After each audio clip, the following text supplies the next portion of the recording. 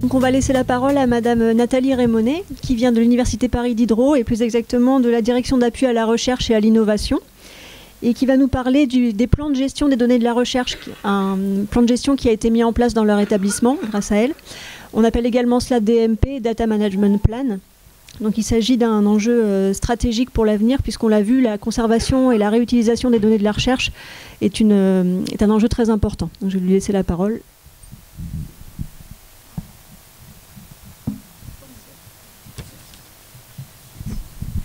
Bonjour, je travaille à la direction de la recherche de l'Université Paris Diderot et ce que je vais vous présenter résulte d'un travail en commun avec mes collègues Magali Moisan du bureau des archives de l'Université Paris Diderot et Aurore Cartier du SCD de l'Université Paris Descartes.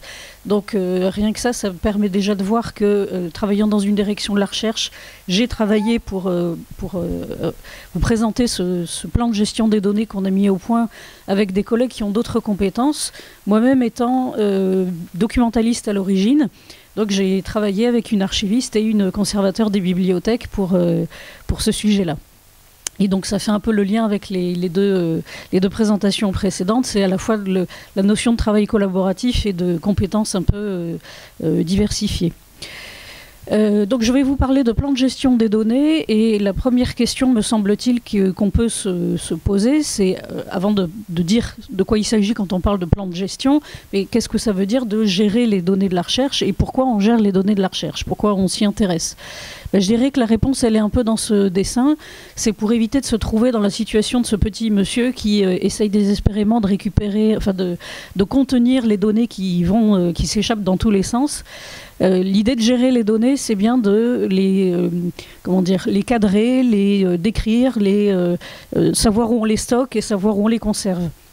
Donc les gérer, c'est savoir ce qu'on a et savoir ce qu'on en fait. Alors plus précisément, l'un des enjeux de la gestion des données de la recherche, c'est d'améliorer la visibilité des résultats et de garantir une réutilisation des données produites. Pourquoi on a besoin de ces aspects-là? Tout simplement parce qu'actuellement, quand une équipe de recherche ou un doctorant mène un projet de recherche, il y a une production d'une certaine quantité de données. Ces données sont d'une grande quantité, mais ensuite on va récupérer un sous-ensemble de ces données pour les traiter. C'est-à-dire qu'on va collecter ou produire un ensemble de données et on ne va en retenir qu'une partie pour les traiter et en faire quelque chose. Et ensuite, ensuite, ce qu'on va réutiliser de ces données qu'on aura produites ou collectées puis traitées, on va en retenir seulement encore une fraction inférieure pour en tirer quelque chose qui deviendra une publication. Donc on est dans une situation où on fabrique beaucoup de données et en réalité on en montre assez peu. Ce qui revient à dire que pour chaque labo, pour chaque équipe de recherche plus exactement, on va avoir beaucoup de travail produit, beaucoup de données produites et très peu de données visibles. Le pire, je dirais, c'est qu'une partie des données qui sont visibles ne le sont que parce qu'elles sont intégrées à une publication. Elles sont donc enfermées en quelque sorte dans un document PDF. Donc on se trouve dans une situation où on a une grosse production de données et une très faible publication de ces données. Donc c'est la raison pour laquelle l'objectif, c'est d'essayer d'améliorer la visibilité et de rendre réutilisable ce qui a été produit. Alors une autre façon de le voir, c'est de regarder quels sont les enjeux. Ça a été un peu évoqué tout à l'heure, en particulier par le biais de la loi pour une république numérique. Évidemment, l'un des enjeux du partage des données, ça va être de créer, ou plutôt de mettre à disposition des données qui vont permettre d'être une nouvelle source, ou plutôt des sources existantes pour de nouvelles recherches, pour des recherches qui peuvent être d'un tout autre type. Un autre enjeu, ça va être la fouille de données. Alors je l'ignorais, mais donc je suis contente et désolée de savoir qu'il y a un blocus sur le text and data mining. Mais disons que l'idée, ça serait de permettre la mise en, l'émergence de connaissances supplémentaires en croisant des corpus de données quels qu'elles soient. Un autre enjeu, c'est évidemment la diffusion des résultats scientifiques. Si on diffuse plus de données, on augmente le potentiel de réutilisation, de capitalisation et de création de connaissances. Donc ça, c'est toujours le phénomène de fond et c'est ce qui va tout à fait dans le sens de l'open access. On a aussi quelque chose qui est peut-être moins évident. Ça dépend un peu des disciplines. Il existe des cas où les conditions de production des données ne sont pas reproductibles. Donc ce n'est pas les données qui ne sont pas reproductibles, mais les conditions de production. Les deux exemples types, c'est les données climatiques ou les données astronomiques. À un temps T, on peut faire une observation. Enfin, toutes les sciences qui s'appuient sur des observations, en fait, à un temps T, on capte une observation. Par exemple, aujourd'hui, ce matin, il y avait du soleil. Ben voilà, 2 heures après, les données ne sont plus les mêmes. Il y a des nuages. Voilà. Donc, s'assurer de conserver et de rendre utilisables des données qui ne sont pas, dont on ne peut pas reproduire les conditions de production. Il y a évidemment des gros enjeux de coûts, et ça c'est l'une des raisons d'être du souci de la Commission européenne sur la gestion des données, c'est de dire que quand on finance à coût de centaines de millions d'euros des projets de recherche et qu'on laisse dépérir les données qui ont été générées à cette occasion, c'est qu'on a perdu de l'argent. Donc il y a vraiment des enjeux économiques tout à fait conséquents. Il y a aussi un enjeu qui est plus de l'ordre entre l'éthique et l'intégrité. C'est qu'en ouvrant les données qui ont donné lieu à des publications, on rend possible, alors je ne dis pas que ce soit faisable à tous les coups, mais on rend possible la reproduction du résultat tel qu'il est relaté dans la publication. Et donc on rend d'autant plus possible le fait de reproduire et donc de vérifier des résultats qui ont été publiés. Donc il y a des vrais enjeux et puis ça fait quand même un petit moment que dans toutes les communautés on assiste à des comment, j'ai plus le mot français, des rétractions d'articles qui ont été publiés mais qui ont été soupçonnés d'être, enfin dont les résultats ont été soupçonnés d'être un petit peu arrangés et vérification faite, effectivement, les résultats ont été arrangés, les articles sont retirés. Donc publier les données, c'est aussi donner une certaine forme de garantie en termes d'intégrité et d'éthique sur l'utilisation qui est faite des données en sciences. Et puis le dernier élément, c'est un élément un peu méta, c'est au-delà du seul chercheur, c'est la valorisation de la production scientifique d'un établissement.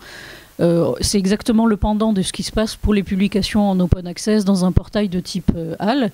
Je sais que donc, vous avez un portail HAL à Paris 13, on en a un à Diderot, il y en a aussi à Descartes, donc on voit bien que c'est aussi un élément d'amélioration de la visibilité des établissements au travers de l'ouverture ou au moins la diffusion de leurs résultats scientifiques, et les données sont pleinement un résultat scientifique d'un établissement.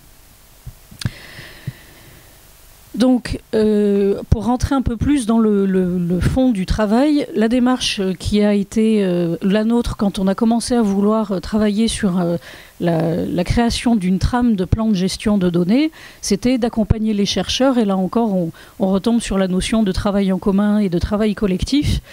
Et donc, notre déclencheur, ça a été évidemment la Commission européenne qui, en 2013, a publié son programme de recherche Horizon 2020. Et dans ce programme de recherche, on s'est aperçu qu'il y avait, outre le fait de publier toutes les publications en open access, c'était aussi de produire un Data Management Plan, donc un DMP ou plan de gestion des données. Sur la première partie du programme Horizon 2020, le DMP n'était pas obligatoire, mais il était, disons qu'il était présenté comme quelque chose d'intéressant à commencer à réfléchir. Et depuis le Work Programme 2017 de la Commission, il est devenu un livrable, c'est-à-dire que tous les projets européens, tous les projets qui bénéficient d'un financement européen doivent livrer, au même titre que les autres Work Packages du projet, doivent livrer un plan de gestion des données. Donc pas d'angoisse, parce qu'un plan de gestion des données, finalement, alors là je vous montre la représentation de la couverture de notre deuxième version qu'on est en train de finaliser. Et ça, c'est l'intérieur d'un plan de gestion des données tel qu'on le propose, c'est-à-dire un ensemble de champs avec un ensemble d'exemples pour expliquer ce que chaque champ doit recouvrir. Donc peut-être C'est peut-être le moment que je dise un petit peu plus précisément ce que c'est qu'un plan de gestion des données. C'est donc un document qui est formel. C'est la raison pour laquelle on propose un document pour vous aider à remplir. Donc c'est un document formel dans lequel on va décrire la façon dont les données ont été produites au cours du projet de recherche, la façon dont elles sont stockées, la façon dont elles sont rendues accessibles au sein de l'équipe pendant le projet et dont elles vont être éventuellement soit ouvertes, soit protégées pendant le projet ou à l'issue du projet, et la façon dont elles seront archivées une fois, et donc peut-être sélectionnées pour de la publication ou au contraire pour de la préservation, protégée à la fin du projet. Donc c'est un document qui synthétise toute la vie de la donnée de recherche au cours d'un projet de recherche. Alors, je ne suis pas archiviste, mais je sais que les archivistes aiment bien la notion de cycle de vie des données.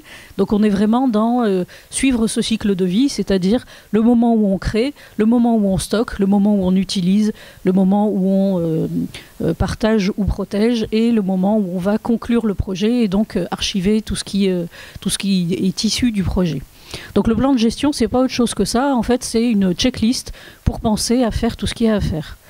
Typiquement, ça permet aussi d'anticiper des problématiques de type volumétrie, accès sécurisé ou pas. Et donc, dans tous ces éléments de la vie du projet, eh bien, on va avoir affaire à des compétences différentes. Et ça a déjà été un peu mentionné tout à l'heure. Il va y avoir évidemment le chercheur parce qu'il connaît son domaine de recherche. Il va y avoir les professionnels de l'IST. Il va y avoir éventuellement des juristes, il va y avoir des techniciens, des informaticiens. Il y a tout un ensemble de compétences qui peuvent être mises en jeu à cette occasion-là. Donc ce qu'on a proposé, on est donc en train de faire une version 2, mais il est accessible si vous souhaitez réutiliser, vous en inspirer, enfin faites-en ce que vous voulez, c'est en licence Creative Commons, donc vous pouvez y aller. Et donc on l'a mis en accès derrière cette URL-là, et on mettra notre V2 quand elle y sera également derrière cette URL. Sachez qu'il existe quand même des outils informatiques, puisque nous c'est juste une grille Excel, donc c'est pas forcément très sexy. Il existe le DMP Online qui est préconisé par la Commission européenne et le DMP Tool, donc c'est des outils en ligne qui génèrent automatiquement un document, donc le livrable. Et en France, l'INIST est en train de travailler sur un outil qui s'appelle DMP Opidor. Donc on va essayer, nous, de faire rentrer notre DMP dans DMP Opidor de façon à mutualiser les efforts. Mais pour l'instant, c'est pas d'actualité, mais bon, ça fait partie des choses auxquelles on pense. Alors de façon un tout petit peu plus concrète, si on reprend un peu l'intérieur d'un plan de gestion des données, voilà ce qu'on imagine.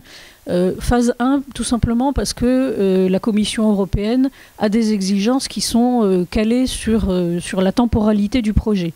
C'est-à-dire que si on prend par exemple un projet de 3 ans, la Commission européenne sait bien que vous n'allez pas pouvoir tout savoir sur les données que vous n'avez pas encore fini de produire, ni même commencer au début du projet.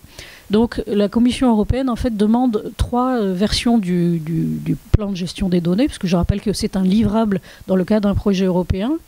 Donc la Commission demande 3 versions.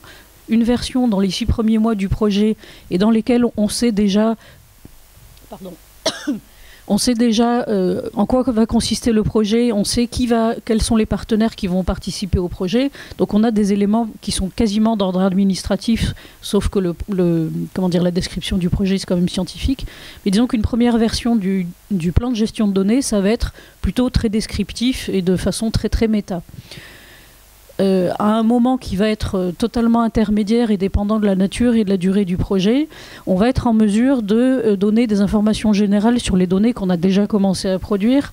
On va être en mesure de fournir des informations sur les éléments de stockage, de partage, de protection des données.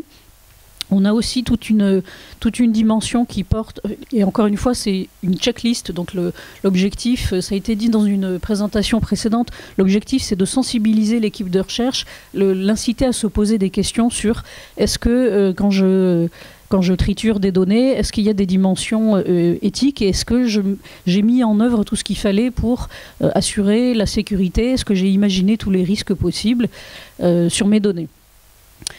Il y a aussi une dimension sur la protection, l'ouverture et l'archivage des données, et puis les ressources nécessaires pour réaliser tous ces éléments, sachant que le plan de gestion des données n'est pas du tout obligatoire au moment de la candidature. Donc, quand on fait une candidature à un projet européen, on fait aussi un budget. Donc, on sait, enfin, je veux dire que remplir cette partie-là des ressources nécessaires n'est pas conditionnel de l'obtention du projet. Je ne sais pas si je suis très claire.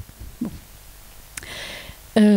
Voilà. Et la troisième et dernière partie du plan de gestion, ça va être celle qu'on va livrer à la fin du projet avec l'ensemble de tous les livrables du projet et dans laquelle on aura une image extrêmement précise et fine de tout ce qu'on a produit, de comment on l'a traité et on pourra le décrire au niveau du jeu de données produit, le cas échéant. Et puis, il y aura la dimension archivage, et de cette façon-là, ça va être beaucoup plus précis sur où est-ce que je vais archiver mes données et pas où est-ce que j'imagine que je vais le faire. Donc, on a bien un déroulé qui est calé sur le déroulé temporel du projet. Pour réaliser tout ça, donc je l'ai un peu dit tout à l'heure, il y a un ensemble, un workflow de compétences qui sont mises en œuvre. Donc le chercheur qui, lui, connaît bien son processus de production de données, et il connaît encore mieux ses thématiques scientifiques, donc c'est lui qui est le plus à même de dire ce qu'il va fabriquer, il sait de quoi il parle. Mais on a aussi tous les professionnels de l'IST, et ayant donc travaillé avec une archiviste et une conservateur des bibliothèques, je sais à quel point on est à la fois complémentaires et on se comprend. C'est-à-dire on a les mêmes langages et c'est bien agréable. Donc les IST ont des compétences tout à fait spécifiques sur la structuration, la description des données, donc les métadonnées, mais aussi sur les outils qui vont servir à entreposer des données, éventuellement des outils d'archivage. Et quand je dis entrepôt, c'est aussi être sensible à la question de est-ce que je vais penser à un entrepôt public ou privé, c'est-à-dire est-ce que je risque pas, si je choisis mal mon entrepôt, est-ce que je risque pas la privatisation de mes données? Donc il y a toutes les thématiques qui tournent autour des compétences de l'IST, dont il a déjà été un peu question ici. On a évidemment des compétences en informatique pour la sécurité des données, l'accès aux données aussi. Des compétences juridiques, parce qu'il y a un aspect qui est tout à fait crucial dans le cas des projets européens, en particulier des projets collaboratifs, c'est la propriété intellectuelle des résultats du projet. La plupart du temps, on a un consortium qui est mis en place et le règlement de ce consortium sert justement à prévoir quel résultat appartient à une équipe ou quel résultat appartient au consortium. Donc la notion de propriété intellectuelle des données est tout à fait cruciale dans l'objectif d'une future ouverture. Et puis évidemment, on a les ingénieurs projets européens. Alors je ne sais pas si vous en fréquentez, ça dépend dans quelle structure de l'établissement vous vous trouvez, mais c'est eux qui connaissent sur le bout des doigts tous les programmes européens, qui connaissent les contenus des grant agreements, donc la convention de financement, et donc les obligations qui découlent du financement européen, et qui connaissent aussi très bien la dimension d'éligibilité des coûts, c'est-à-dire quelles activités du projet vont pouvoir être prises en compte par le budget européen ou pas. Ça, je passe vite parce que c'était pas le sujet. Alors, un agenda un peu schématique du déroulement d'un projet européen qui va être le suivant. Encore une fois, quand on candidate à un projet européen, faire un DMP ou pas, ce n'est pas la question, parce que ce n'est pas un livrable de la candidature, c'est un livrable une fois qu'on a bénéficié du financement. Donc lorsqu'on s'engage on a la chance d'être bénéficiaire d'un projet européen et on s'engage dans Horizon 2020, il faut savoir qu'il est toujours possible de sortir de l'obligation de faire un plan de gestion de données. Ceci dit, il faut être en mesure d'exprimer une justification au fait de sortir. Et je voudrais aussi signaler qu'il est important d'avoir à l'esprit qu'il faut décorréler le fait de faire un plan de gestion de données et le fait d'ouvrir ces données.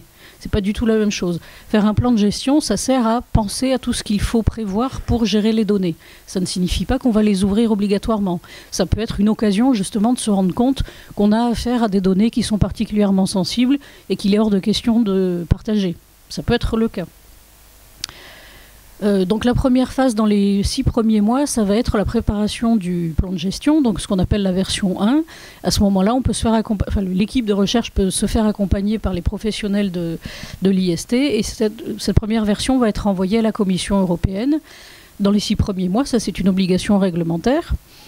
Ensuite, au cours du projet, et encore une fois, ça va dépendre de la nature et de la durée du projet. Il y a des projets qui sont assez brefs et ce sera juste un livrable de moyen terme. Il peut y avoir des projets qui sont beaucoup plus longs et lourds et qui nécessitent des reviews périodiques. Et donc, il y aura plusieurs V2 en quelque sorte. Alors, qu'est-ce qu'on a de plus dans cette temporalité en plein milieu du projet? C'est qu'on aura mis en place des outils de gestion des données. On aura commencé à produire réellement des données, donc on sait à peu près ce qu'on a devant soi. Et puis éventuellement, on peut avoir le consortium, c'est-à-dire l'ensemble des partenaires du projet qui peut avoir évolué. Donc on a nécessairement une meilleure connaissance de ce qu'on est en train de produire. Et donc on est en mesure de produire la deuxième version du livrable et de l'envoyer à la Commission européenne. Et puis à la fin du projet, si on a des données à partager, c'est le moment de penser, de prévoir à les mettre dans un entrepôt. Et on a aussi, donc l'entrepôt, ça va servir à la diffusion. Et en parallèle, on peut choisir d'avoir un certain nombre de données qui seront à archiver. Donc il y aura tout un process de sélection de données pertinentes pour l'archivage. Et là, ce sera le moment une fois qu'on aura choisi son entrepôt, choisi sa plateforme d'archivage et ses critères de sélection, là on aura tous les éléments pour boucler le DMP et faire la livraison finale. Voilà. Alors tout ça, c'est en gros ce qu'il y a à faire à partir du moment où on est engagé dans un projet Horizon 2020, parce que c'est une obligation réglementaire, financement contre livrable. Maintenant, et alors souvent les chercheurs ont un peu tendance à se dire je le fais parce que c'est obligatoire, mais en réalité il y a autre chose à faire que de se dire que c'est obligatoire, il y a aussi des intérêts à le faire. Donc là ce que je vous propose je crois 4 diapos si je ne me trompe pas, c'est l'analyse SWOT, force, opportunité, menace et faiblesse pour chacun des profils types, c'est-à-dire le chercheur, l'appui à la recherche, que ce soit des professionnels de l'IST, des juristes ou des ingénieurs projets, l'institution elle-même, quel est son intérêt et qu'est-ce que ça lui coûte, et puis in fine l'utilisateur des données qui auront été potentiellement ouvertes. Donc ce qu'on voit ici, c'est pour le chercheur, l'une des forces, c'est une meilleure coordination entre les partenaires, tout simplement parce que le plan de gestion, il est là pour recueillir, quand j'en ai donné la définition, j'ai dit c'est un document qui formalise et qui centralise les informations de description, de la production, de la gestion, etc. Donc ça veut dire que dans un projet collaboratif avec par exemple 10 équipes, ce qui n'est pas rare pour un projet européen, il va y avoir 10 équipes qui vont produire des données. Donc il y aura, grâce ou par l'intermédiaire de la conduite du plan de gestion de données, une coordination de fait sur la manière dont on va les décrire, les entreposer, etc., etc. Donc ça va être un outil de meilleure coordination entre les différents partenaires du projet. Ça c'est un élément qui ne touche pas le chercheur individuel au sein de l'équipe, mais qui intéresse le coordinateur du projet européen. Toute la dimension qui est d'anticiper les besoins en matière de protection, de coûts, d'exigences réglementaires, ça fait vraiment partie de la checklist anticipée. Ça permet d'être mieux préparé, ça permet de savoir que si on a besoin de 50 Tera de giga, on va acheter le serveur avec l'argent du projet, ce genre de choses. Et puis, si on est dans une discipline ou dans un type de projet qui est susceptible de générer ce qu'on appelle des données de référence, c'est-à-dire des données qui vont servir de pivot à toute la discipline, le fait de les avoir extrêmement encadrées au moment de leur description, la façon dont elles ont été produites, quels sont par exemple quel logiciel il faut utiliser pour les lire, quelle version de logiciel, est-ce qu'il y a eu la documentation qui va avec, etc. Ça favorise cette qualité de référence de données. Alors, je ne dis pas que toutes les données n'ont pas vocation à devenir des référentiels de discipline, mais ça peut être un élément tout à fait positif dans ce cas-là. Un autre point, c'est l'opportunité de publier un data paper. Alors, je vais vous dire 2 mots sur cette question. Je ne sais pas si vous avez déjà entendu parler de data paper et si vous êtes familier avec cette notion-là. Non ? Alors, un data paper, tout bêtement, comme son nom l'indique, c'est un article sur les données. C'est un article, en fait, qui est de qualité scientifique parce qu'il est reviewé. C'est pour ça que j'avais ce critère en tête tout à l'heure, qui est reviewé et qui, au lieu de décrire un résultat, décrit des données qui ont pu donner lieu à un résultat. Donc, c'est un article qui est éminemment technique parce que, justement, on va décrire comment les données sont produites, quel est le contexte de la recherche dans lequel elles ont été produites, avec quel matériel, quel équipement, est-ce que ça soulève des questions éthiques, etc., qui sont en fait tous les types de questionnements qu'on retrouve dans un DMP. Donc ça veut dire que si on s'est donné la peine de faire un DMP parce qu'on a été obligé par la Commission européenne, en réalité on a tous les éléments pour produire relativement facilement un manuscrit de data paper. Comme un data paper c'est un article scientifique, on peut donc le mettre dans sa bibliographie. Alors, j'ouvre une toute petite parenthèse par rapport aux données. Les data papers, ils sont publiés soit dans des journaux tout à fait classiques et qui ont quelques sections sur les données, soit dans des journaux qui sont spécialisés sur les données. Et il en existe de plus en plus. Je n'ai pas pensé à mettre là, mais il existe Alors, il n'existe pas encore de référentiel des data journals, mais il existe de plus en plus, et en tout cas maintenant dans toutes les disciplines, y compris en sciences humaines, des data journals. Donc l'opportunité de publier la description de ces données ouvre une opportunité d'avoir une publication supplémentaire, tout bêtement. Et puis évidemment d'être mieux visible. Voilà, donc publier un data paper. Le fait d'avoir monté un plan de gestion de données, évidemment, ça favorise le travail collaboratif puisqu'on a vu qu'on fait appel à tout un tas de collaborations, de compétences différentes. La notion de fiabilité de la recherche, je l'ai évoqué un peu avec l'ouverture des données et le fait qu'on puisse, que ça ouvre la possibilité de vérifier les résultats qui sont publiés. Et puis, cette notion de conservation des données dans les conditions de création ne sont pas reproductibles, c'est limité à certaines disciplines. Alors maintenant, quelles sont les faiblesses du point de vue du chercheur de faire un DMP ? Ça prend du temps, ça c'est clair. C'est pas intéressant parce que c'est du baratin administratif et ça fait peur parce que c'est un gros document et je veux pas le faire. Alors moi, il se trouve que le jour où j'ai dit, mais c'est juste une checklist, à un chercheur, il m'a dit ah bah oui, ça, ok, on le fait déjà. Donc je pense que dans l'approche du chercheur, il faut dédramatiser la chose. C'est juste une checklist et c'est de l'ordre de du questionnement de bon sens en réalité. C'est pas autre chose que ça. En revanche, le temps de remplissage, on ne peut pas nier. C'est comme de déposer des publications dans HAL. Enfin, dans l'ancienne version, ça prend un peu de temps. Et ça en prend beaucoup moins maintenant. Les menaces qui sont tout à fait sérieuses, c'est le lieu où sont stockées les données. Le fait de poser la question où stockez-vous vos données, quand pour les professionnels de l'IST, en tout cas, si vous voyez arriver une réponse du genre Dropbox ou ce genre-là, vous êtes tout à fait légitime à vous inquiéter.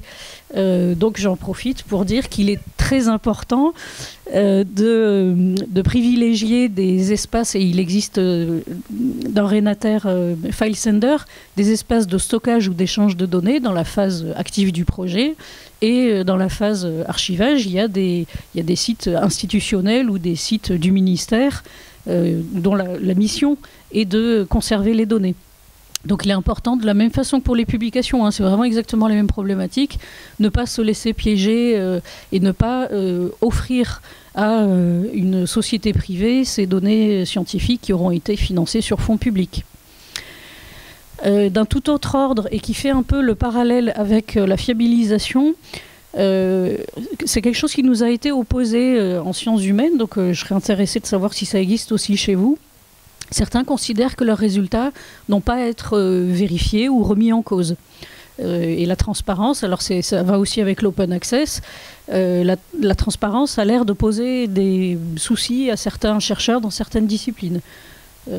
Ainsi que le fait de partager sans contrepartie. Ça, j'avoue que, en travaillant dans le public, je suis un peu choquée par ça, mais il se trouve qu'on a déjà rencontré ce type d'opposition. Donc je serais intéressée au moment des questions si vous avez des réactions par rapport à cette dimension-là. Donc voilà, sous l'angle du chercheur, quels peuvent être les arguments en faveur d'eux et puis les craintes contre lesquelles il faut savoir lutter. Maintenant, du côté des professionnels en appui à la recherche, et encore une fois, il n'y a pas que les IST, évidemment, nous, on est très intéressés par l'amélioration de la qualité du signalement des projets, parce que pour peu qu'on ait des missions de pilotage, comme il se trouve que c'est mon cas, ça permet aussi d'avoir une meilleure cartographie des projets qui sortent et de ce qu'ils font.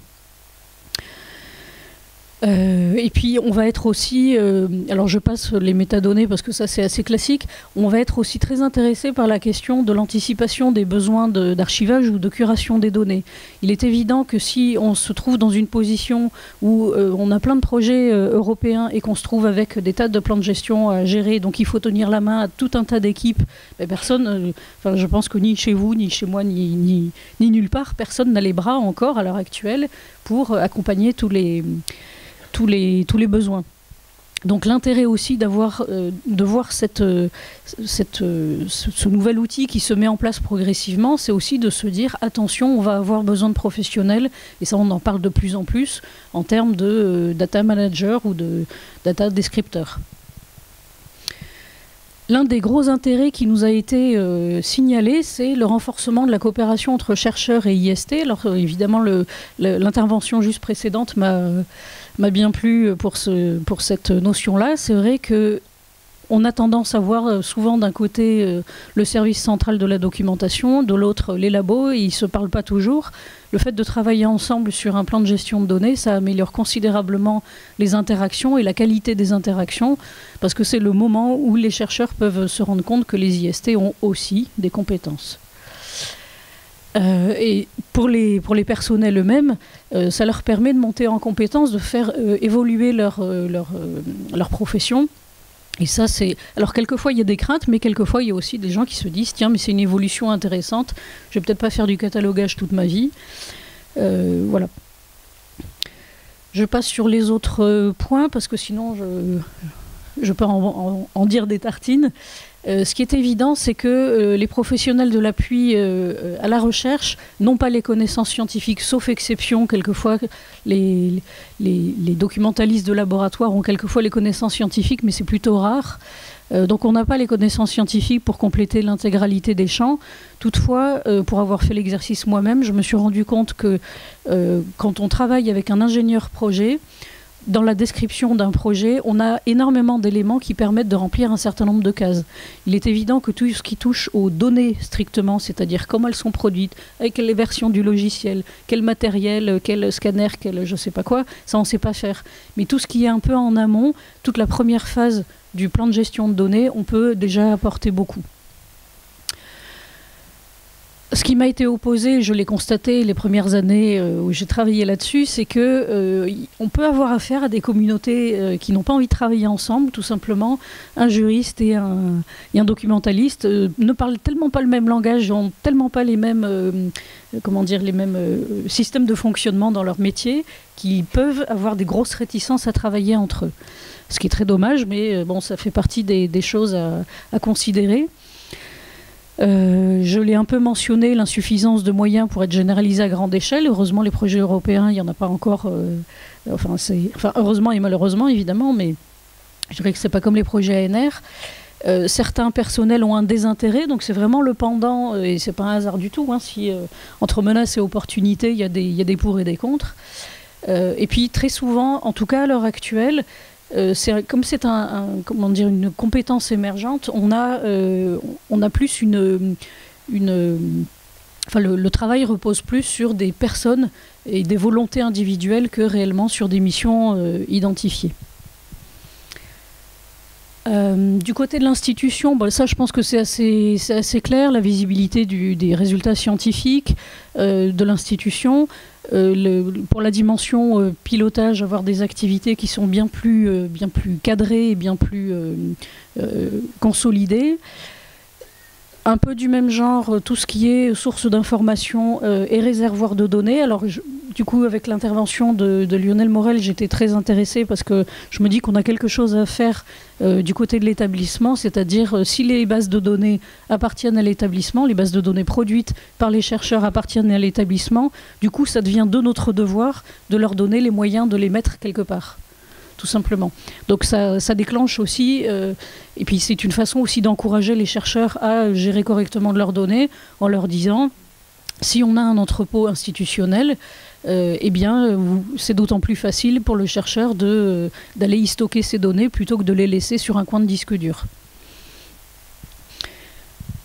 Alors évidemment, du côté des faiblesses ou des menaces, comme pour l'instant, les appels à projets français ne sont pas du tout couverts, c'est-à-dire les projets ANR n'exigent absolument pas ça. Et moi, j'ai l'impression que la position de l'ANR fait que ça ne va pas se faire de sitôt, c'est-à-dire que l'ANR, elle est plutôt agence de financement, mais elle n'a pas un rôle très politique.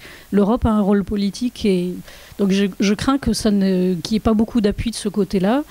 À l'heure actuelle, on manque encore beaucoup d'infrastructures. Évidemment, on a FileSender pour échanger des données, mais on n'a pas encore vraiment d'endroit pour les stocker durablement, pour les archiver.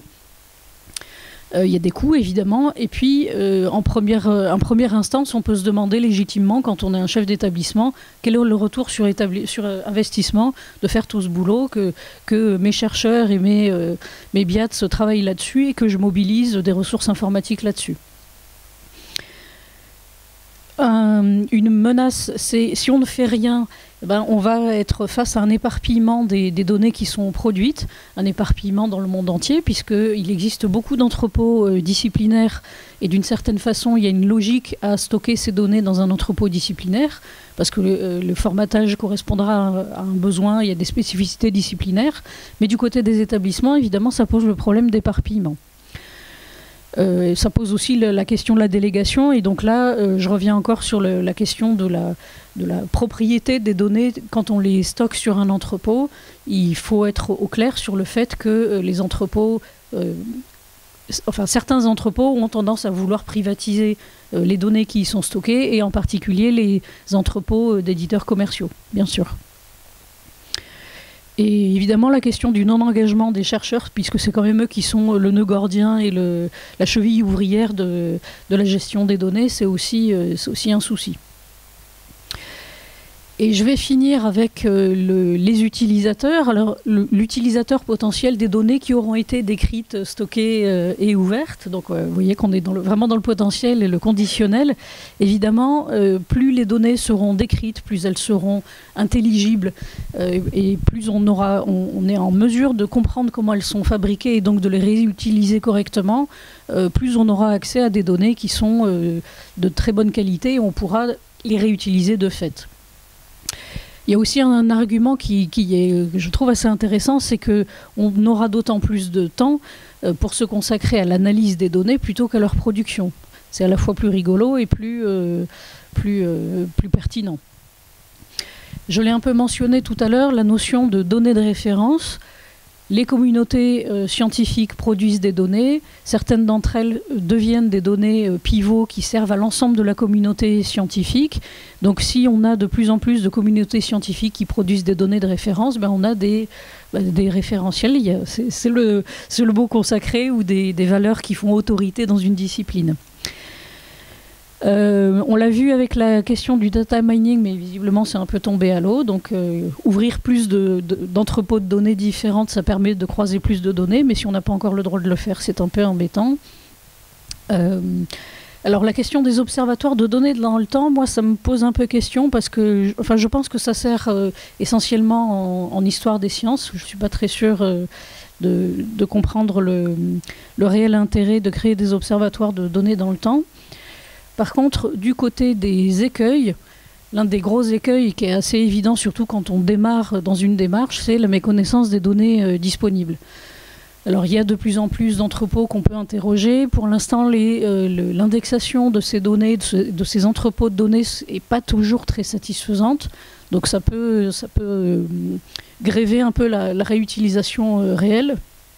Il y a aussi quelque chose qui est très lié à la pratique, c'est que selon les disciplines, en particulier dans les disciplines où on est peu habitué à partager ces données, on sera d'autant plus réticent à utiliser les données de quelqu'un d'autre. Parce qu'on mettra d'une certaine façon en doute la qualité de ce qui a été fait. Ou à minima, on ne comprendra pas comment ça a été fait, donc on ne saura pas bien les appréhender. Il y a aussi un élément qui est que si la donnée est accessible, très bien, mais donc elle est gratuite pour ce coup-là, mais retraiter la donnée pour en faire ce dont j'ai besoin moi, ça c'est pas gratuit. Et les deux autres écueils, ça je l'ai déjà mentionné, mauvaise compréhension des méthodes de production des données, ça c'est si elles ont été mal documentées, et la captation des données par des intérêts non académiques, dans le cas où on n'aura pas fait attention à l'opérateur d'un entrepôt de données. Voilà. Voilà, alors ça c'est un peu... c'est un peu périmé parce qu'en fait c'est la diapo que j'avais utilisée, mais c'était il y a déjà quelques mois, donc je ne vais pas vous la commenter. Voilà, maintenant je suis disponible pour vos questions ou vos remarques d'ailleurs, et puis je vous redis que je suis intéressée de savoir dans les communautés quelles sont les positions que vous pouvez avoir dans vos communautés respectives.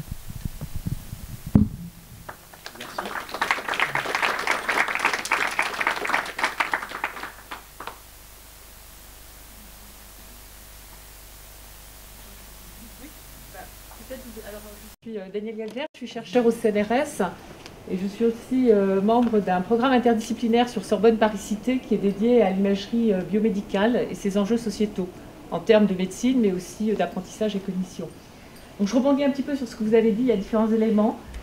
C'est vrai qu'on peut parfois... Donc on est un réseau d'une trentaine d'équipes et d'environ 200 chercheurs, très pluridisciplinaires, vu qu'on va de tout ce qui procède de l'obtention d'images biomédicales, c'est-à-dire physique, chimie, en passant par les mathématiques, informatiques pour l'analyse du contenu des images, mais également l'informatique aussi bien dédiée aux infrastructures de stockage qu'aux outils de fouille de données, par exemple.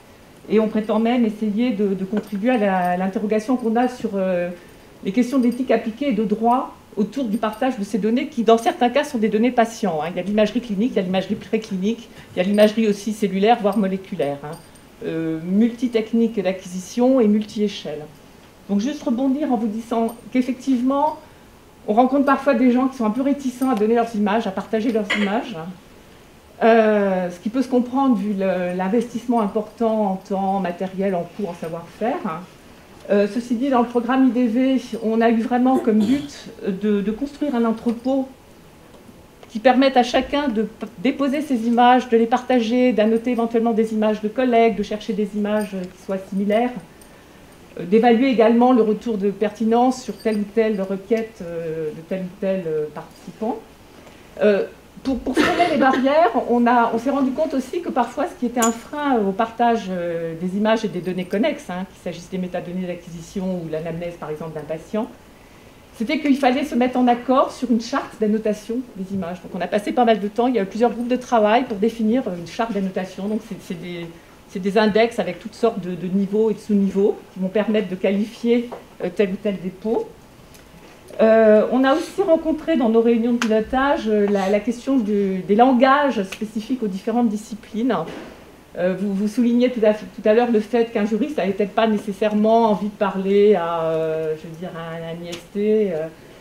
Pour ça, on a essayé de mettre sur pied, et j'espère qu'on va continuer, c'est un espèce de glossaire. On a fait une journée thématique, regard croisé sur l'imagerie, vue par un physicien, un chimiste, un matheux, un radiologue, un informaticien spécialiste des bases de données, un informaticien spécialiste de l'infrastructure, un éthicien, un épistémologue. Et ça permet finalement de poser comment dire, les entendements qu'on a de mots spécifiques. On est en train de construire un glossaire qui est largement ouvert à la communauté, qui peut être amendé par qui veut le faire, hein, sur les différents termes techniques qui sont utilisés dans telle ou telle discipline. Voilà. Et l'absence d'engagement des chercheurs, c'est vrai que parfois, moi je me suis heurtée même dans mon laboratoire à des remarques. Oui, mais attends, moi je fais de la biophysique, je ne fais pas du big data. Alors, je me suis vue en train de répondre, il ne s'agit même pas de big data, il s'agit que les données de ton étudiant, de ta thèse, de ta publi, puissent être réutilisées par d'autres. Donc je pense que les évolutions, elles changent plus ou moins facilement, suivant les personnes en fait. Hein, c'est une question d'individu et puis d'ouverture à des domaines qui ne sont pas nécessairement votre domaine de compétences, mais ça reste passionnant. Voilà. Merci. Cette notion de glossaire, je trouve ça tout à fait génial. Vous pouvez nous en dire plus sur l'endroit où on peut le trouver? Il est accessible en ligne. Je peux éventuellement vous communiquer. Je pense que si vous allez sur le site internet du programme Imagerie du Vivant, donc c'est idv.parisdescartes.fr, à un moment sur la page d'accueil, ça doit s'ouvrir encore sur la journée de rencontre Recherche-Industrie de mai dernier, mais un peu plus bas sur la page d'accueil, il y a un glossaire à partager et à éditer ensemble. Et on a fait une première journée pour lancer ce glossaire il y a 2 ans. Comme je vous l'ai décrite, c'était regard croisé des différentes disciplines sur l'imagerie. Il s'agissait de faire comprendre les concepts de base et quels mots on donnait à tel ou tel concept. J'espère qu'on pourra la reproduire en 2018, quel que soit l'avenir des programmes interdisciplinaires dans le contexte de la commune. Et puis ce glossaire continue à être alimenté. On l'a aussi partagé sur le...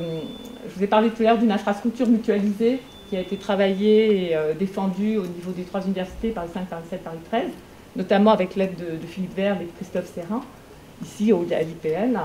Et ce glossaire va aussi être hébergé sur ce cloud, qui n'est pas un cloud privé, qui n'est pas un cloud public, qui est un cloud à destination de ses usagers. Voilà.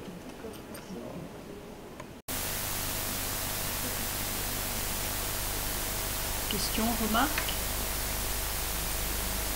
Ils ont faim? Peut-être parce que ça va un peu reboucler peut-être sur ce que vous venez de dire. Il y a une dimension dont je n'avais pas parlé dans ma présentation et qu'on aurait pu aussi aborder sur les plans de gestion de données, c'est la question des données personnelles. Oui. Parce qu'en fait, je ne sais pas si vous le savez, mais à partir de mai prochain, il y a un règlement général de protection des données qui va s'appliquer d'origine européenne et qui change très fortement la manière dont le système fonctionnait sur la protection des données. Et pour m'y être un peu confronté en essayant d'ouvrir des jeux de données dans mon université, on s'est très vite rendu compte qu'une des plus grosses difficultés à manier, c'était la protection des données personnelles.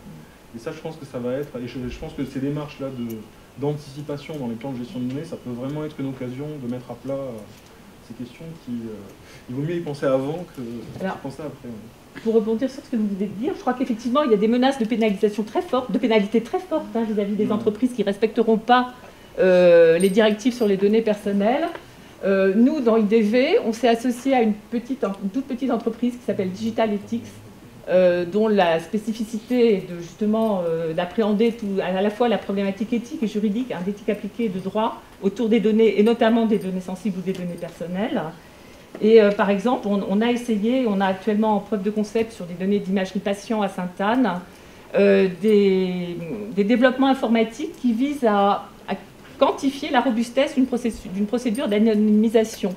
Qu'est-ce que c'est que l'anonymisation? En gros, quand on doit partager des données de patients, on ne peut pas le faire comme ça, on ne peut pas garder l'identité du patient, on est obligé de rendre anonyme une partie des données qui permettrait la réidentification. Et on a en test, donc, sur un lot de données d'images de Sainte-Anne, un logiciel qui s'appelle Privacy Eval, qui consiste en quelque sorte à essayer de mesurer la robustesse. Parce que les bases de données sont telles que parfois, croiser 3 bases de données sur des informations rares, on arrive à identifier la personne malgré tout. Voilà. Donc il faut non seulement anonymiser, mais il faut encore évaluer quelle est la robustesse de l'anonymisation, quelle est la capacité de retrouver finalement l'identité d'un individu, même si on s'est pris la peine de la masquer. Voilà. D'autres questions?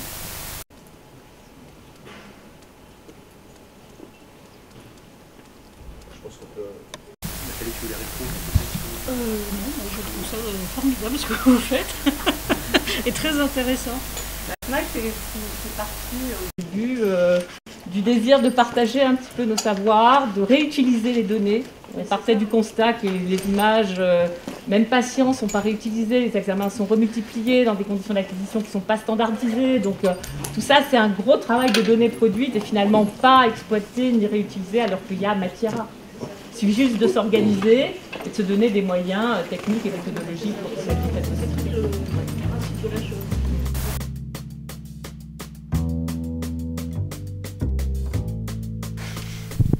Alors, conclure, ça serait un peu mission impossible, mais j'ai souhaité, puisqu'on me l'a demandé en fait, et que je l'ai fait avec plaisir, je me suis prêtée à ce jeu avec plaisir, relever quelques éléments de chacune des interventions et finalement ouvrir des pistes de travail alors qui seront plus valables pour les collègues de Paris 13 dans la salle, mais qui, à mon avis, ne seront pas complètement étrangères à l'ensemble des collègues d'autres universités parisiennes qui nous ont fait l'honneur et le plaisir de venir assister à ce séminaire ce matin.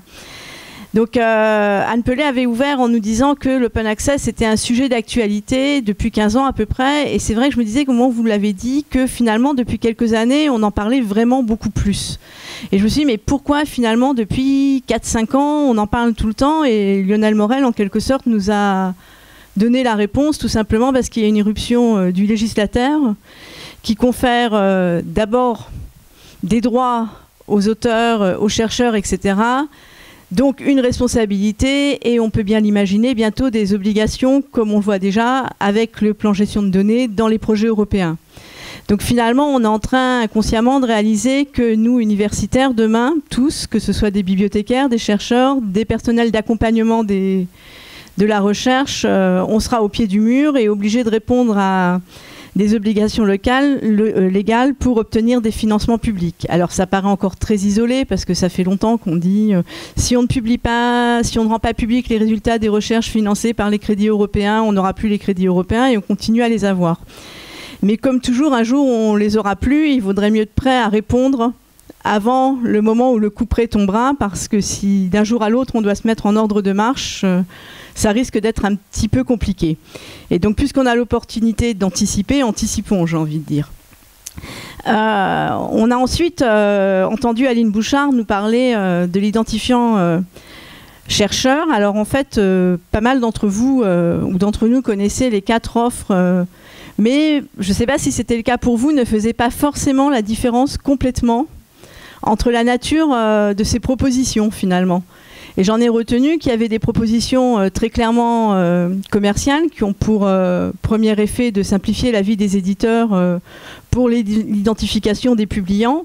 Et puis des propositions non commerciales, mais de différentes échelles, soit nationales, donc finalement qui restent très franco-françaises, avec tout le côté positif néanmoins qu'elle peut avoir avec Idéal, mais aussi un consortium à but non lucratif qui donne d'emblée une visibilité aux chercheurs que vous êtes, aux établissements auxquels nous appartenons, des travaux de recherche que nous conduisons, et j'ai envie de dire, on fait le travail une fois pour toutes. Alors une fois qu'on a dit que ça permettait de se faire mieux voir, de mieux voir les autres, et aussi sans doute d'être évalué, mais de toute façon ça on n'y échappera pas. Donc autant se donner les moyens d'être évalué justement et au mieux de ces productions. Je me dis que peut-être on pourrait organiser régulièrement à Paris 13 avec les cellules recherche, avec les ingénieurs support dans les laboratoires, avec le BRED et avec tous ceux que j'ai oubliés et dont que je prie de m'excuser déjà d'avoir oublié, des ateliers de création d'identifiants. Et ça vise plutôt nos jeunes chercheurs, mais aussi des ateliers de fusion des identités en quelque sorte. Parce que je sais qu'on a des collègues qui disent « mais moi je ne sais plus très bien si j'ai signé, alors je ne vais pas donner le vrai nom, hein, mais si j'ai signé Marie Durand ou Durand-Marie ou M. Durand, et c'est quand même très pénible à rechercher. Donc si on le fait en petit groupe, si on le fait avec un accompagnement, ça peut vraiment aider. Donc c'est une sorte de première proposition que je vous fais. Et cette proposition, en fait, elle s'est appuyée sur le témoignage, en quelque sorte, ou le rétexte, comme on dit ailleurs, de Bérénice et François-Xavier, qui finalement nous montre qu'à quelques-uns, 4, si j'ai bien compté, on peut, contre vents et marées, convaincre l'ensemble de ses collègues d'avancer et de progresser, et que finalement les vents et les marées s'inversent, et qu'on embarque l'ensemble de l'institution avec des résultats significatifs, et une conviction, et c'est vrai que Isabelle Seller, qui est ici aujourd'hui et qui était notre première référente HAL, quand elle a travaillé avec la cellule LSHS, au début, c'était un peu compliqué. On se disait, est-ce qu'on va arriver à développer la pratique systématique ou la pratique régulière du dépôt en archives ouvertes dans HAL? On va peut-être dire qu'il faut juste déposer les références, ça fera moins peur. Et puis finalement, ça s'est mis en route, ça augmente, et aujourd'hui, les résistances sont beaucoup moindres, mais elles sont aussi beaucoup moindres parce qu'on sait ce que c'est et on sait à quoi ça sert, pourquoi on le fait, quels risques on encourt, si jamais on considère qu'on en encourt, et surtout quels avantages on en retire. Et donc on organise déjà depuis plusieurs années des ateliers de dépôt dans HAL. Je pense qu'on peut vraiment les systématiser, on peut travailler sur les curriculum vitae HAL, et ça serait un complément sans doute intéressant à la création des identifiants chercheurs ORCID ou idéal, sachant que pour Scopus et Web of Science, on va peut-être laisser chacun le faire. Mais donc, ah oui, bien entendu, en fait. Ce que j'ai retenu aussi, et là c'est plutôt l'ouverture d'un champ de réflexion pour notre université de l'intervention de Lionel Morel, c'est la réflexion induite par la loi numérique sur les APC et tout simplement la connaissance que l'on a ou que l'on n'a pas des APC qu'on paie aujourd'hui. Alors, je ne sais jamais ce que ça veut dire, mais en fait, c'est le fait de payer pour publier. Mais je ne sais jamais l'acronyme, développer l'acronyme. C'est vraiment le concept d'auteur-payeur. Aujourd'hui, en fait, chaque laboratoire paie, que parfois c'est un service central de l'université qui va financer une publication. Et en plus, ça n'apparaît pas toujours sur les mêmes lignes budgétaires. Donc, on est bien incapable de dire en quelques minutes quel est le volume d'APC payé aujourd'hui par notre université. Et surtout, est-ce qu'on veut continuer à les payer si après 6 mois, on peut de toute manière déposer en open access? En fait, quel est l'intérêt finalement de payer juste pour donner 6 mois de vie en faux open access en quelque sorte, enfin en vrai open access, mais en open access payant, de plus à son article, ou 1 an de vie quand on est dans les domaines des SHS. Et je pense que ça serait vraiment une réflexion à mener au cas par cas, mais aussi institutionnellement, globalement, de manière à savoir combien ça nous coûte finalement, puisque comme l'avait dit Annie Maleki en introduction, la réflexion sur l'open access et l'accès gratuit aux résultats de la recherche publique financée par des fonds publics, c'est avant tout une question économique, enfin c'est avant tout. C'est aussi, et c'est au quotidien, un enjeu financier colossal pour des universités qui aujourd'hui n'ont plus forcément les moyens de payer sans compter. Et donc, c'est une voie de réflexion, je pense, qui pourrait en fait nous réunir ensemble autour de ce sujet.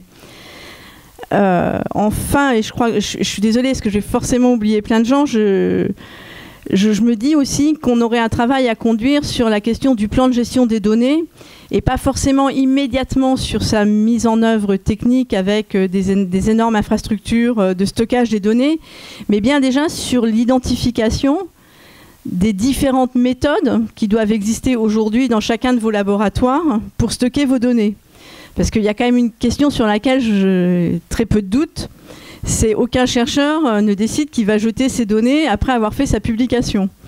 Donc il a forcément un moyen ou un autre, plus ou moins fiable, plus ou moins élaboré, plus ou moins décrit, plus ou moins abouti, de stocker ces données. Et ça pourrait être un travail collectif à conduire ensemble, de recenser les différentes méthodes de stockage de données et éventuellement de pérenniser ces stockages si jamais on considère qu'il y en a qui sont un petit peu, comment dire, qu'on est sous Excel 95 et que peut-être un jour on n'ouvrira plus le fichier, enfin d'une manière un peu caricaturale. Oui, Daniel, tu voulais intervenir? l'IDV, sous la conduite de Christophe Serrin, avec Marie Lafaille et Leila Abidi et moi-même, on avait fait tout un questionnaire justement sur le cycle de vie des données, quelles étaient les pratiques métiers, quelles étaient les pratiques des collègues. Donc ça a diffusé d'abord sur Paris 13, ça a été élargi après sur Sorbonne Paris Cité, suite à il y avait eu une journée Big Data fin novembre en 2015, je crois, ou 2016, je ne sais plus. Et on en a tiré une communication, un congrès, un article de proceedings. Donc je ne dis pas que le travail est complètement bouclé et qu'il ne mérite pas d'être fait ou étendu, mais il y a déjà quelques éléments qui ressortent, avec beaucoup d'archivage non pérenne, malheureusement. Enfin, ce que tu dis, c'est encore plus encourageant. Ça veut dire que s'il y a une impulsion un peu centralisée, alors j'ose pas le dire avec autant de familiarité que l'a fait Bérénice, parce que c'est Bérénice, mais un peu centralisée de la commission recherche, forcément c'est un travail qui pourra s'appuyer sur des prérequis en quelque sorte, ou des préexistants qui nous faciliteront la tâche et qui permettront de le remettre à l'ordre du jour et de le médiatiser en quelque sorte pour l'enrichir et se demander ce qu'on en fait après. Pour avoir une idée, une image, une photographie de nos pratiques, et aussi parce que, selon les informaticiens, notamment Christophe Serrin, de ces pratiques actuelles, enfin, la connaissance de ces pratiques allait impacter finalement la façon dont on allait construire et donner les règles d'utilisation de l'infrastructure que l'on souhaitait construire et partager. Voilà. On avait eu cette même réflexion avec François Xavier Mas dans le cadre du groupe Édition SPC, où il avait été question de faire une enquête, cette fois-ci sur les publications à l'intérieur de l'université, c'est-à-dire comment est-ce que vous publiez, chez quels éditeurs, sur quel réseau, Ouais. sous quel format, enfin, et en fait, bon, il devait y avoir quelqu'un engagé pour faire cette enquête sur SPC, ça n'a jamais abouti, mais je pense que cette Ça serait très intéressant, je pense, ouais. sur les archives, elle pourrait être menée aussi vraiment sur les publications elles-mêmes. Enfin, à la lumière de quelques questions qui ont été posées, je me suis dit qu'il pourrait être intéressant d'organiser, je me tourne vers Karim et Marie, qui n'est plus là, un séminaire sur les modèles économiques des publications. Parce qu'on a bien vu ce matin que certains jonglent avec la voie verte, la voie dorée, la vraie voie dorée, la voie semi-dorée, etc. Mais à chaque fois, c'est une mécanique intellectuelle quand on en a déjà entendu parler pour se dire alors là, en fait, qu'est-ce que c'était la vraie voie dorée là ? Et donc, ça serait peut-être intéressant de remettre à place ça pour tout le monde. Et j'ai envie de dire que ce soit pour les jeunes doctorants qui, du coup, savent où ils s'engagent quand ils signent un contrat et quand ils acceptent une forme ou une autre de publication et où ils ne s'engagent pas, et qui en fait soit complété aussi par l'engagement juridique contraignant du contrat au regard de la loi sur la République numérique, c'est-à-dire qu'est-ce qu'elle fait effectivement tomber dans les contrats de fait de manière rétroactive, on peut espérer, et pour les éditeurs étrangers aussi, et qu'est-ce qu'elle ne fait pas tomber, parce qu'il y a quand même des points de blocage qui restent importants et qui restent contractuels. Donc il faut être totalement conscient de à quoi on s'engage le jour où on signe, et honnêtement quand on est chercheur, sauf peut-être quand on est chercheur en droit ou quand on est bibliothécaire, on n'est pas forcément spécialiste de la lecture d'un contrat d'édition. Et donc je pense que ça pourrait être intéressant de rééditer ce type de matinée autour de ce thème si ça vous intéressait. Là je vais en... Oui. Je me demande si ça ne pourrait pas déboucher sur une sorte d'un résumé d'une page transmise à chaque personnel de l'université. Attention, parce qu'on voit maintenant dans les labos des jeunes qui arrivent et ils arrivent auprès du directeur de labo et disent tiens, tu peux me donner 2000 euros là parce que je voudrais faire publier mon papier. Et alors le directeur de labo, il n'a pas d'argument forcément dans un sens ou dans l'autre. Peut-être qu'en bio, je ne sais pas, les choses sont différentes. Mais en tout cas, en maths, nous, on n'a pas du tout cette culture-là. Et ça serait peut-être pas mal de faire pas un livret, on le lira pas, mais je sais pas, Est-ce que c'est ça aussi le vrai souci dans l'accompagnement au quotidien? C'est que typiquement, tu as bien vu que sur la matinée, les enjeux qui ont été présentés, ça ne se résume pas à une demi-page, si, tu peux donner des... Non, mais Bérénice, tu peux donner des points d'attention. Tu peux donner des Tu peux dire attention. Si vous signez de telle manière... Tu peux faire une demi-page en disant avant de signer, allez voir sur Roméo Sherpa quelle est la politique de l'éditeur et s'il est en vert, s'il est en orange ou s'il est en rouge. Et à mon avis, ça, tout le monde ira voir sur Roméo Sherpa avec qui il est en train de signer. Enfin, c'est un peu la politique des petits pas. Oui. Et je voulais ajouter juste une chose à ce sujet. Il me semble qu'on n'a pas parlé du tout. Il y a des éditions de l'Université Paris-Nord, non? On parle 13, ça existe. Non, je crois pas. Mais... Il y a des livres qui sont publiés, non, il me semble qu'ils sont... Il n'y a plus d'édition, je crois pas. Et bien pourquoi il n'y en aurait pas? Voilà, c'est ma dernière question. Sous forme papier, peut-être pas. Non, mais sous forme électronique, on n'a pas des plateformes numériques, publications. Il y a beaucoup d'universités qui font revivre leur On peut le faire sur oral, on l'a bien vu là. Tout à fait. Ça se fait.